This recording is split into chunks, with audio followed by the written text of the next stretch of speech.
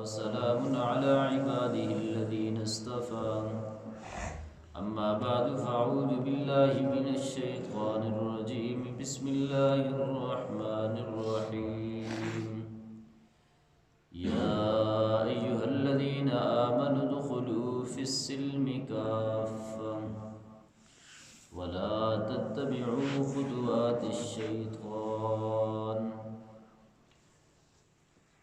صدق الله المولانا العظيم اللهم صل على محمد النبي الأمي وعلى آله وسلم تسليما. آپ کے سامنے قرآن کریم کی آیت مبارکہ کا ایک حصہ تلاوت کیا ہے.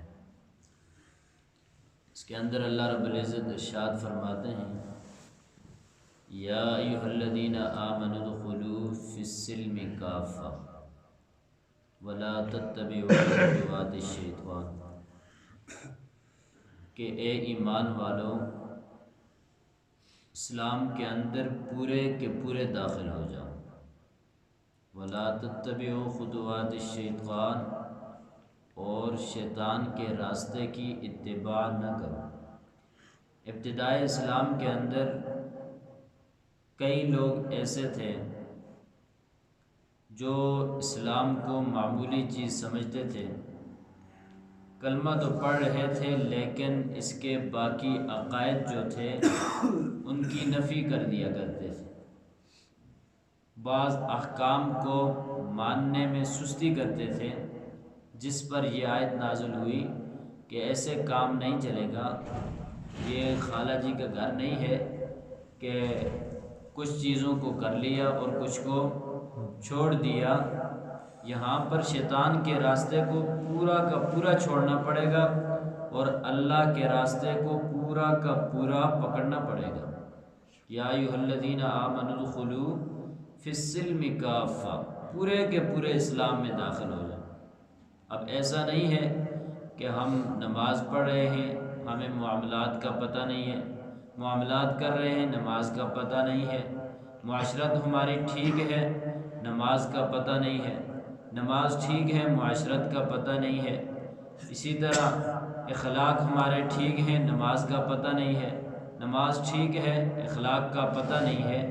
تو اس طرح فرمایا کام نہیں چلے گا جب تک یہ تو بنیادی چیزیں ہیں، نماز، زکوٰۃ، حج، روزہ، اسی کے ساتھ معاملات، معاشرت، اخلاقیات، یہ بنیادی چیزیں ہیں. اگر ہم ان کو سائڈ پہ چھوڑیں گے تو ہم بھی اسی آیت کے زمرے میں ہیں. یا ایھا الذین آمنوا ادخلوا فی السلم کافہ، پورے کے پورے تو پھر ہم بھی نہ داخل ہوں. تو یہ بنیادی چیزیں ہیں جن پر اسلام نے خوب زور دیا ہے.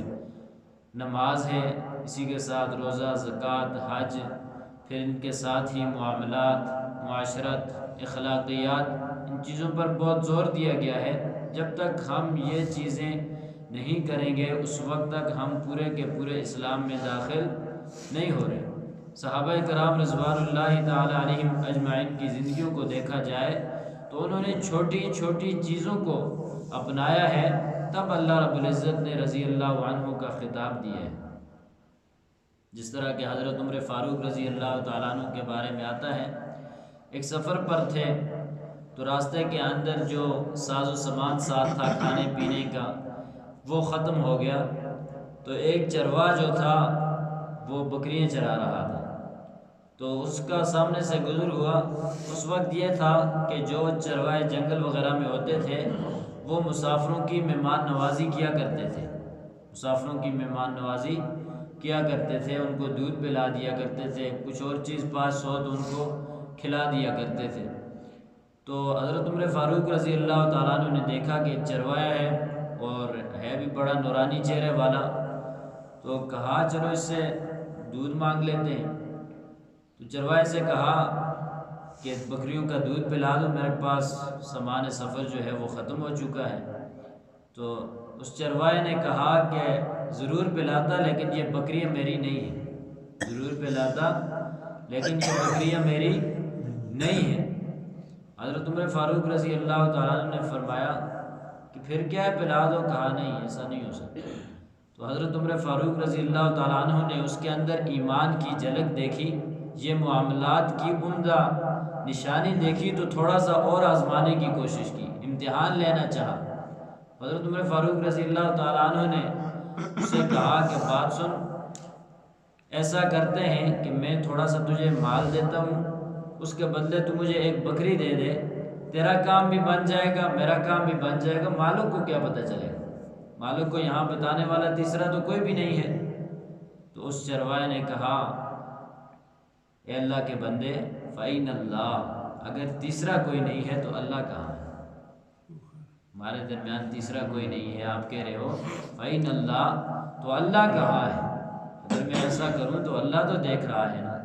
تو جب معاملات اس طرح کے ہوتے تھے تو پھر اللہ کیوں نہ ان کو خطاب دے رضی اللہ عنہ کا، پھر اللہ رب العزت ان کے ایمان کو مثال کے طور پر کیوں نہ پیش کرے، فَآمِنُوا بِمِثْلِ مَا آمَنْتُمْ بِهِ وَآمِنُوا كَمَا آمَنَ النَّاسُ قَالُوا أَنُؤْمِنُ كَمَا آمَنَ السُّفَهَاءُ۔ اللہ رب العزت ان کے ایمان کو پھر کیوں نہ مثالوں کے طور پہ پیش کرے، پھر اللہ ان کے معاملات کو کیوں نہ مثالوں کے طور پہ پیش کرے، ان کی معاشرت کو کیوں نہ مثالوں کے طور پہ پیش کرے۔ ان کے حقیقت کے اندر ایمان تھے، اولئک هم المؤمنون حقا، اللہ رب العزت نے ان کے ایمان کو حقیقی ایمان قرار دیا۔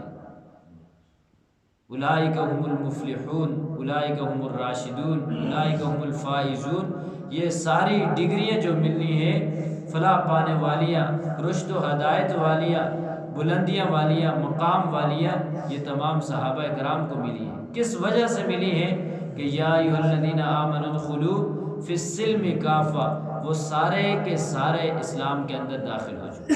انہوں نے یہ نہیں کیا کہ جو چیز پسند آئی، جو آسان تھی اس کو لے لیا، اور جو پسند نہ آئی، مشکل تھی، اس کو چھوڑ دیا، ایسا نہیں کیا۔ چاہے وہ مشکل ہے، چاہے وہ تھکان والی ہے، مصیبتوں والی ہے، پریشانی والی ہے، لیکن حکم اللہ کا ہے، سنت نبی کی ہے، تو صحابہ کرام نے اس کو کیا کیا ہے، لے لیا۔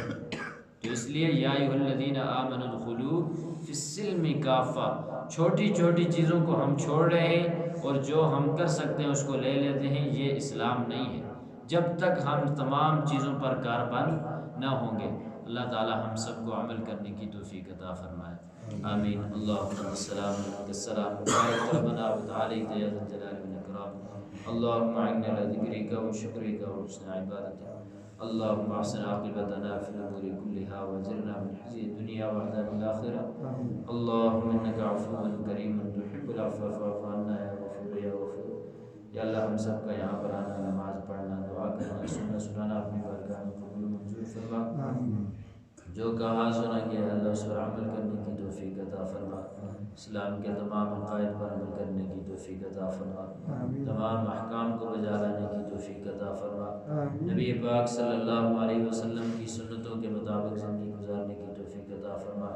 یا اللہ صحابہ کرام کے نقش قدم پہ چلنے کی توفیق عطا فرما، جتنے لوگ بھی پریشان آنے سب کی پریشانی کو دور فرما، تمام حاجت مندوں کی جائز حاجات کو پورا فرما، ضرورت مندوں کی ضروریات کو پورا فرما، بے اولادوں کو نیک صالح اولاد نصیب فرما، یا اللہ بے روزگاروں کو حلال کا وافر روزگار نصیب فرما، جتنے لوگ بھی بیمار ہیں سب کو شفاء کاملہ عاجلہ مستمرہ دائمہ نصیب فرما، جتنے لوگ بھی حالت ایمان اس دنیا فانی سے رخصت ہوئے یا اللہ سب کی بخشش فرما، سب کی مغفرت فرما، یا اللہ سب کے درجات بلند فرما، جنت الفردوس نصیب فرما، اللہ ہم سب کے گناہوں کو معاف فرما، آئندہ گناہوں سے بچنے کی توفیق عطا فرما، یا اللہ سچی توبہ کرنے کی توفیق عطا فرما، توبہ پہ استقامت نصیب فرما، یا اللہ دنیا بھی اچھی عطا فرما، یا اللہ آخرت بھی اچھی عطا فرما، دنیا آخرت کے تمام عذابوں سے آزمائشوں سے ہم سب کی حفاظت فرما۔